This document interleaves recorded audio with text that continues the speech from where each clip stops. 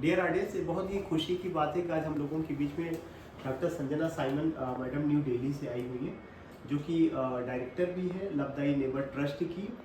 And she is doing something extra for the community that is lowest of the low, that is visibly invisible, that has been deprived marginalised for a centuries.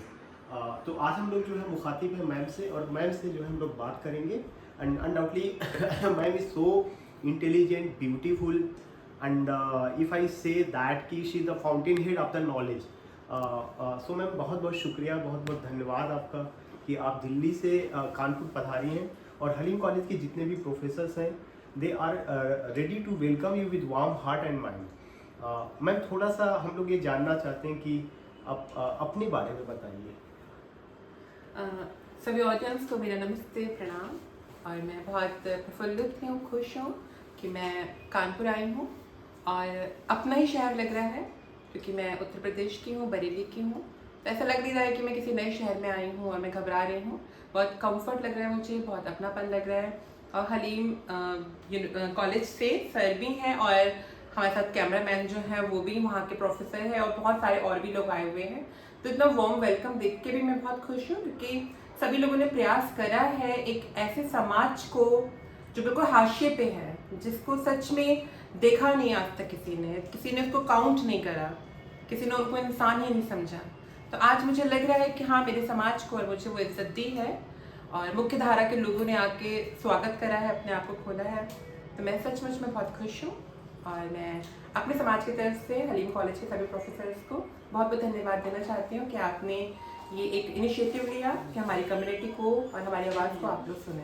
धन्यवाद। मैं दूसरा चीज़ मैं ये जानना चाहता था कि जो कम्युनिटी का पास्ट इतना ग्लोरियस था, और the apex court of the India in its verdict that has been given on 15th April 2014, in its verdict the apex court of India says that कि transgender community are the part and parcel of our society and they have the bright past, but what was the reason why they have been ignored, why they have been rejected, why they have been disapproved by the society, and we find that there is a stain, pain, trauma, and they are disowned by their parents. So such a chemistry, why such a thing happen in our society? अच्छा, मुझे ऐसा लगता है कि जो glorious past की हम बात करते हैं, तो वो इतना ग्लोरियस था या नहीं था ये मुझे तो नहीं पता। मैंने जब से आँख खोली तो मैंने तो अपने आप को हाशिए पे देखा, और मैं वो एक ऐसे अल्पसंख्यक समुदाय से आई कि मैं अपने परिवार में ही अल्पसंख्यक थी। मेरे भाई को कोई परेशानी थी तो वो पापा जी के पास जाते थे, और मेरी बहन को कोई परेशानी थी वो मम्मी के पास जाती थी। लेकिन मैं अपने परिवार के अंदर ही बिल्कुल अकेली थी, असहज थी, और मुझे अपनी खुद की एक तरीके से कह सकते हैं आपकी अपनी आइडेंटिटी नहीं पता थी। तो मैं अपने आप को एक ट्रांसजेंडर होके परिभाषित करूं, इससे बेहतर है मैं अपने आप को एक इंसान होके परिभाषित करूंगी, क्योंकि मुझे ट्रांसजेंडर तगमा या शब्द समाज ने दिया है। जब समाज अपने से किसी को अलग कर देता है तो वहीं से वो हाशिए पे होना शुरू हो जाता है। आप ये मान के चलिए कि अगर मैं एक बाप की बेटी और एक माँ की लाडली होने के बाद भी अगर एक ट्रांसजेंडर के रूप में जानी जा रही हूँ, तो यही तो है वो स्टिग्मा कि आपने एक इंसान को मुख्य धारा से निकाल के एक ऐसी जगह पे डाल दिया कि वो जिंदगी भर संघर्ष कर रहा है। आज मेरा और मेरे समाज की बहनों का या भाइयों का संघर्ष यही है कि हम मुख्य धारा में जुड़ सकें, हम अपनी उपयोगिता को सिद्ध कर सके। और जिस एक स्वर्णिम काल की हम बात करते हैं कि भूतकाल में बहुत अच्छे दिन थे हमारे, अब ईश्वर जाने कैसे दिन थे, क्योंकि हमने कोई साहित्य नहीं पढ़ा। हमने बहुत सारी पौराणिक गाथाएं पढ़ी हैं, लेकिन हमने साहित्य में उनका नाम नहीं पढ़ा कि वो कौन शख्स थे या वो कौन लोग थे जो कि ट्रांसजेंडर कम्युनिटी को उस समय रिप्रेजेंट कर रहे थे। और बड़े बड़े महापुरुषों की कहानियां हमने नैतिक शिक्षा में पढ़ी हैं, बड़े बड़े समाज सुधारकों की कहानियां हमने पढ़ी हैं, लेकिन मेरा समाज के साथ में साहित्य भी बड़ा बायस रहा, क्योंकि साहित्य नाम दर्ज करना भूल गया। तो कहाँ क्या हुआ इसको प्रमाणित करना बिल्कुल अभी मुझे लगता व्यर्थ ही होगा। लेकिन आज के तारीख में जब मैं जिंदा हूँ तो मैं तो ये कहूँगी आवाम से कि आप इस स्टिग्मा को खत्म कीजिए। जब तक ये स्टिग्मा खत्म नहीं होगा, जब तक माँ और बाप अपनी औलाद को औलाद के समान नहीं समझेंगे, उसको घर से बाहर निकाल के फेंक देंगे, तो सड़क में पड़ी हुई जो औलाद होती है या सड़क में पड़ा हुआ बच्चा जो होता है वो किस रूप में बढ़ जाए इसको कोई नहीं जान सकता। तो हम लोग इंसान हैं, हमें इंसान समझ के देखा जाए। हमारी तकलीफ, हमारा दर्द, हमारी खुशियाँ बिल्कुल आपके समान ही हैं। हमें अल्पसंख्यक ना बनाए, हमें हाशिए पे ना लेके जाए, बेशक। बल्कि हमें भी अपने जैसा समझिए। तो ये स्टिग्मा, ये लड़ाई अभी खत्म हो सकती है। और हम लोग की जो बेशक से जो हम लोग जद्दोजहद कर रहे हैं, वो सिर्फ और सिर्फ अपने अस्तित्व की लड़ाई के लिए कर रहे हैं। हमारा अस्तित्व, हमारे अंदर की जो अंतरात्मा की आवाज़ है, वो आप तक पहुंचाना चाहते हैं। मैम समाज में एक जो सबसे इम्पोर्टेंट पॉइंट होता है, आइडेंटिटी मैटर्स। हम कहीं पर भी जाते हैं, जैसे अगर मैं एक टीचर हूँ तो मेरी आइडेंटिटी कॉलेज में एक टीचर के रूप में है कि means identity matters. When we talk about gender identity, तो इन दिस बाइनरी अपोजिशन या binary frame of gender we find the two things, एक तो मेल है, दूसरा फीमेल है। और इसको जो है बहुत लंबे समय तक इम्पोर्टेंस दिया गया।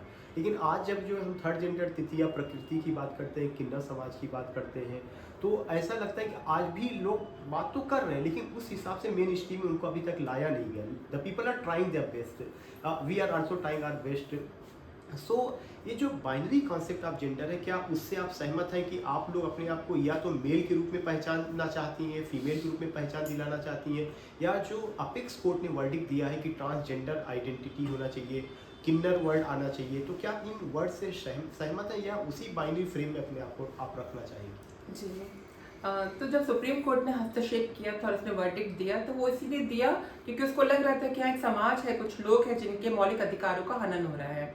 तो जो संविधान ने हमें समानता का अधिकार दिया है, और ऐसे में एक बहुत बड़ा ग्रुप जो है इंडिया का, और वो उसके साथ में अच्छा नहीं हो पा रहा है, उनको मूलभूत सुविधाएं नहीं मिल रही हैं, इसीलिए हमारे सर्वोच्च न्यायालय ने हस्तक्षेप करा और उन्होंने वर्डिक्ट दिया। मुझे ऐसा लगता है कि अगर हमने ट्रांसजेंडर बच्चों को समझा होता, उनको समता और समानता का अधिकार दिया होता, उनकी उपयोगिता को हमने देखा होता, उनको इंसान समझा होता, तो शायद सुप्रीम कोर्ट को कोई ज़रूरत ही नहीं थी कि वो हस्तक्षेप देते।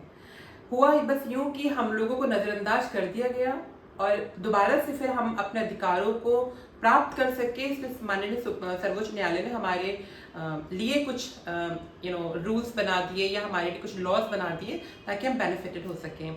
अभी सर ने जब बात करी बाइनरी की, तो मुझे लगता है कि समाज में, इस दुनिया में, हर वो व्यक्ति जो कि जिंदा है, वो अपने आप को व्यक्त करने की संपूर्ण आज़ादी के साथ में है। यहाँ तक कि हमारा संविधान भी कहता है कि आप जैसा महसूस करते हैं, आपको वो अभिव्यक्ति की आज़ादी है। तो मैं सबकी बात नहीं कर सकती हूँ, लेकिन मैं अपनी बात कर सकती हूँ एज अ ट्रांसजेंडर वुमेन। मैं ये बता सकती हूँ कि मैं एक महिला ही हूँ, और मुझे ट्रांसजेंडर समाज ने बनाया है। मैं स्वतः से ट्रांसजेंडर बिल्कुल नहीं हूँ, और जब कोई मुझे ट्रांसजेंडर बोलता है तो मुझे लगता है कि मुझे अपने से कम समझ रहा है, अपने से बेशक पराजित समझ रहा है, या अपने से बहुत कम आंक रहा है, और मुझे वो सम्मान देना ही नहीं चाहता है। मैं एक महिला के परिधान पहनी हूँ, मैं एक महिला जैसी हूँ, मैं कोशिश कर रही हूँ कि मैं एक अच्छी महिला बन सकूँ। ऐसे में अगर आप बार बार मुझे भी ट्रांसजेंडर बोलेंगे तो मुझे दर्द होगा कि मैं जिस लड़ाई के लिए लड़ रही हूँ समानता की, वो आज भी एक ढर्रे पे टिकी हुई है। आज भी मुझे उसी नाम से पुकारा जा रहा है जो नाम कभी मैंने अपने आप को दिया ही नहीं। जब मैं छोटी बच्ची थी तो मैं एक महिला ही थी, एक महिला के साथ ही मैं पली बड़ी, एक महिला ही समझ के मैंने अपने आप को आज तक संभाल के रखा, और मेरी अस्मिता, मेरी जो वजूद है, वो बिल्कुल एक महिला के समान ही है। ये ट्रांसजेंडर शब्द जो है, ये समाज ने हमें दिया है। समाज बोलता है, जब हम लोग किशोरावस्था में होते हैं तो समाज बोलता है कि अरे हिजड़ा जा रहा है। हमें नहीं पता कि कौन हिजड़ा होता है, हमें नहीं पता कौन किन्नर होता है, तो समाज ने बोला। हम लोग जब खेलते हैं, कूदते हैं, तो लोग बोलते हैं कि भाई फला बच्चा जो है वो ऐसा है। अब वो कैसा है ये तो हमें नहीं पता। ये शब्दावली समाज की है, और बहुत ही भद्दी और गालीनुमा शब्दावली है। इस शब्दावली के साथ में कोई भी रिश्ता सहज हो ही नहीं सकता। मेरी माँ ये सुनना पसंद करती है कि उसकी एक प्यारी सी बिटिया है, लेकिन मेरी माँ ये सुनना पसंद कभी नहीं करेगी कि उसकी औलाद एक हिजड़ा है। तो ऐसे शब्द के साथ में हम कभी कंफर्टेबल हो ही नहीं सकते हैं। हाँ, जब बात आती है अपने अधिकारों की, तो जिस तरीके से माइनॉरिटीज लोगों को उनके अधिकार मिल रहे हैं, जिस तरीके से दलित लोगों को अपने अधिकार मिल रहे हैं, आदिवासी लोगों को अपने अधिकार मिल रहे हैं, महिलाओं को अपने अधिकार मिल रहे हैं, तो हमें एक तरीके से विशेषण दिया गया है, एक तरीके से एडजेक्टिव दिया गया है कि हाँ ये है तो महिलाएं, लेकिन ये ट्रांसजेंडर कैटेगरी में आती हैं, जिनका विशेषण है, ताकि इनके जो मानव अधिकार है उनका हनन ना हो। इसलिए एक स्पेशल वर्ग में हमें डाला गया है। लेकिन वो बात अच्छी है जब तक कि वो रूल्स और किताबों में हो। सामान्य भाषा में देखा जाए तो मैं एक औरत हूँ, और मैं एक औरत होकर ही सहज हूँ। जी मैम, मैं इसमें एक चीज़ और ऐड करना चाहूँगा। जब हम पितृसत्तात्मक समाज की बात करते हैं तो सदियों से जो है क्या रहा है कि पुरुष सेंटर में रहा है, चाहे उसकी मोनोपोली रही है, डिसीजन मेकर हो रहा है, और हमेशा उसने क्या किया, चीज़ों को अपने फेवर में रखने की कोशिश की। पहले उसने हाशिए पर औरतों को लगाया, उसके बाद जो बहुत सारी ऐसी चीज़ें हुई हैं जहाँ पे उनके राइट्स को जो उन्होंने कम किया। बाद में एक फेमिनिज्म मूवमेंट आता है तो औरतें अपने आप को मेन सेंटर में लाती हैं, और आज भी तमाम तरह के वर्ड यूज़ किए जा रहे हैं, महिला सशक्तिकरण, बेटी बचाओ बेटी पढ़ाओ। लेकिन जब मैं ये देखता हूँ कि यही पितृसत्तात्मक समाज अपने आप को ये कहता है कि मैं फर्स्ट जेंडर हूँ, तो फर्स्ट जेंडर में मुझे एक घमंड नज़र आता है। औरत को कहता है कि वो सेकंड जेंडर है, शी है, तो उसमें मुझे ऐसा लगता है कि उनको भी इन्फीरियर, और फिर आपको एकदम तीसरे जेंडर पर ला करके तो जो ये हायरार्की बनाने की कोशिश की जा रही, first gender, second gender, third gender, आप इसे कहाँ तक सहमत हैं? क्या ये हानिकारक है या लाभदायक है? मुझे ऐसा लगता है कि जब तक हम धार्मिक दृष्टिकोण से समाज को देखेंगे तो समाज कहीं ना कहीं किसी किसी भागों में बढ़ जाता है। हम सब लोग जो होते हैं वो परमात्मा से बहुत डरते हैं, और किसी भी देश में आप जाएंगे तो वहाँ पे अपना कोई ना कोई रिलीजन या उनकी अपनी कोई ना कोई एक सांस्कृतिक सभ्यता होती है। उस सांस्कृतिक सभ्यता में यही सिखाया जाता है कि जो पुरुष है वो हेड है फैमिली का, भले वो धार्मिक हो चाहे सांस्कृतिक सभ्यता हो, समाज की बनाई हुई कोई रूढ़िवादिता हो, कुछ भी हो, उसमें यही बताया गया कि पुरुष है तो बलशाली होगा, ताकतवर होगा और वो बाहर काम कर सकता है, और महिला है तो वो ममता में ही होगी, वो घर में चीजों को केयर कर सकती है। अब बात जब करते हैं कि पितृ सत्तात्मक जो एक ताकत है उसने अपने आप को फर्स्ट जेंडर बना दिया, तो एक्चुअली फर्स्ट जेंडर इसलिए बना दिया गया क्योंकि और लोगों की आवाज तो थी नहीं ना। सब लोग तो घर के अंदर बैठे हुए थे, पंचायतों में या कबीलों के सरदारों में तो पुरुष ही हुआ करते थे, तो जब चार पुरुष बैठेंगे तो वो पुरुष के हित की ही बात करेंगे। लेकिन अभी आप देखिए घर की जो कह सकते हैं कि होम मिनिस्टर होती है वो महिला ही होती है, क्योंकि घरों में क्या होता है महिलाएं ही होती हैं, तो महिलाओं ने घर के अंदर अपना वर्चस्व बना लिया। पुरुष जब बाहर बैठते थे कबीलों में तो उन्होंने अपना वर्चस्व बना लिया। और जब ट्रांसजेंडर बच्चों को अभी तक गिना ही नहीं जा रहा है, तो कहते हैं डूबते को तिनके का सहारा, beggars are not choosers, no, whatever you give to beggars, beggars will accept it. They will not demand that no, we don't want this, whatever you have given, at least we are counted, at least we have been noticed now. So my community sisters since ancient times, they were not counted, they were not recognized as human being. So अभी जो मिल गया है उसी के साथ में हमने लड़ाई शुरू कर दी है, एटलीस्ट हमारे पास में रिकग्निशन है। तो जो सुप्रीम कोर्ट ने वर्डिक्ट दिया ये बहुत खूबसूरत है, एटलीस्ट हमारे पास पहचान तो है अपनी, हम बता तो सकते हैं कि यस हम इस कैटेगरी को बिलोंग करते हैं। बेशक अभी लड़ाई ये भी है कि हम उस कैटेगरी में डालने वाले आप कौन होते हैं, कौन होते हैं आप, क्या हमें एकदम नीचे की हायरार्की में रख रहे हैं, अपने आप को ऊपर हायरार्की में रख रहे हैं, ऐसा क्यों कर रहे हैं आप, ये डिस्क्रिमिनेशन क्यों है, वो भी फाइट का एक विषय है। लेकिन एटलीस्ट हम थैंकफुल है कि हमें रिकॉग्नाइज किया गया, हमारी बात को सुनने के लिए प्लेटफॉर्म तैयार किया गया। अभी धीरे धीरे उस प्लेटफॉर्म को और सुंदर बनाया जाएगा। मैम जब अपेक्स कोर्ट ने, इंडिया के सुप्रीम कोर्ट ने जब वर्डिक्ट आया था तो 15 अप्रैल 2014 को उन्होंने कहा कि ट्रांसजेंडर कम्युनिटी को जो ओबीसी कैटेगरी में रखा जाए, उनको रिजर्वेशन दिया जाए, तभी उनको जा करके उनको एक तरह से मेन स्ट्रीम में जोड़ा जा सकता है। लेकिन जब ट्रांसजेंडर पर्सन एक्ट बना 2019 में तो उनको इस कैटेगरी में नहीं रखा गया, और रिजर्वेशन की जो बात थी वो भी नहीं की गई। तो क्या गवर्नमेंट की इस पॉलिसी से आप सहमत है, या जो कुछ इंस्ट्रक्शन सुप्रीम कोर्ट का था अगर उसे रियली में माना गया होता, या अगर क्या आप इस चीज़ को मानती हैं कि आपको रिजर्वेशन दिया जाए तभी आप एक मेन स्ट्रीम का हिस्सा बन पाएंगी? मुझे ऐसा लगता है जब हम सरकार की बात करते हैं तो सरकार जो होती है वोट बैंक के साथ में काम करती है। सरकार को पता होता है कि कोई भी पार्टी हो वो ये सोचती है कि कितना प्रतिशत वोट शेयर हमें मिलेगा इस कम्युनिटी से, और जितना प्रतिशत वोट शेयर उनको मिल रहा होता है वो उसी हिसाब से वहाँ पे फैसिलिटीज को देते हैं। तो अभी जो उन्होंने हमें रिजर्वेशन नहीं दिया because they wanted to know the ratio of transgender people in India. So for that what did they do, उन्होंने एक्ट लेके आए 2019 में और उन्होंने टीजी कार्ड का प्रावधान किया। अब टीजी कार्ड क्या है, वो गवर्नमेंट से मान्यता प्राप्त एक पहचान पत्र है जो ट्रांसजेंडर बच्चों के लिए है, जिसमें उन्होंने कहा कि आप लोग NISD के पोर्टल पे आवेदन कीजिए और वहां से आपको गवर्नमेंट रिकॉग्नाइज्ड एक टीजी सर्टिफिकेट मिल जाएगा अंडर कैटेगरी 6 और 7। तो जब ये टीजी कार्ड हमें मिल जाता है तो एक सरकार के पास में आंकड़ा पहुंचता है कि हमारे देश की जनसंख्या में 1%, 2% बच्चे जो है या लोग जो है वो ट्रांसजेंडर है। और क्योंकि ये एक ऐसा संख्या बल है जिससे कि सरकार हिलाई जा सकती है या सरकार बनाई जा सकती है, गिराई जा सकती है, तो ऐसे में वो हमारे लिए काम करेंगे। लेकिन प्रॉब्लम ये आती है कि टीजी कार्ड को बनाना, टीजी कार्ड की फैसिलिटी को अवेल करना इतना आसान नहीं है, because the moment a person reveals that he or she is a transgender person, discrimination starts. Right from the time when you come out as a transgender person, discrimination start. आपको government की facility तो बाद में मिलेगी। पहली बात तो ये है कि आपने जैसे बोला कि मैं ट्रांसजेंडर हूँ और आपने सर्टिफिकेट बनाया मैं ट्रांसजेंडर हूँ, आपका वहीं अपने परिवार से सबसे पहले नाता टूट जाता है। आपके माता पिता आपको घर से निकाल देते हैं। अब एक टीजी कार्ड की बदौलत मुझे रोटी खाने को नहीं मिलेगी। टीजी कार्ड की बदौलत मुझे पहचान तो मिल गई कि हाँ भाई मैं टीजी हूँ, लेकिन वो टीजी कार्ड मुझे रोटी खाने को नहीं दे रहा है, मुझे सर पे छत नहीं दे रहा है, वो टीजी कार्ड मुझे और बहुत सारी चीजें नहीं दे रहा है। उसके लिए भी तैयारी है, हमें स्किल ट्रेनिंग प्रोग्राम्स दिए जा रहे हैं, but that takes time actually. और उसके बावजूद भी इतना अनएम्प्लॉयमेंट है, अभी तो महिला पुरुषों के लिए इतना अनएम्प्लॉयमेंट है, तो हमारी कम्युनिटी को भी वो संघर्ष फेस करना पड़ेगा बेरोजगारी का जिसमें है।